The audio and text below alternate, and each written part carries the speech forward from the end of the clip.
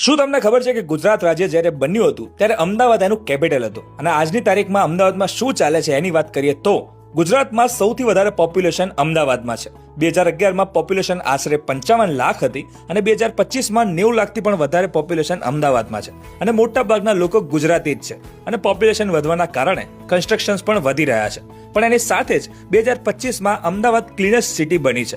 ભારતની પહેલી bullet train અમદાવાદમાં આવી છે. મલ્ટીમોડલ ટ્રાન્સપોર્ટ હબ અમદાવાદમાં છે. ગુજરાતની હાઈકોર્ટ પણ અમદાવાદમાં છે. દુનિયાનું સૌથી મોટું રિવરફ્રન્ટ અમદાવાદનું બનશે અને દુનિયાનું લાર્જેસ્ટ ક્રિકેટ સ્ટેડિયમ પણ અમદાવાદનું નરેન્દ્ર મોદી સ્ટેડિયમ જ છે. ઇન્ડિયાનું biggest sports centre Sardar Vallabhbhai Patel sports enclave અમદાવાદમાં બની રહ્યું છે. First UNESCO world heritage city Ahmedabad છે. ઇકોનોમિક અને ઇન્ડસ્ટ્રીયલ હબમાં પણ અમદાવાદ આગળ છે. એક સમય પર અમદાવાદ મેન્ચેસ્ટર ઓફ ઇન્ડિયા તરીકે ઓળખાતું હતું અને અમદાવાદની પહેલી પોળ મુહૂર્ત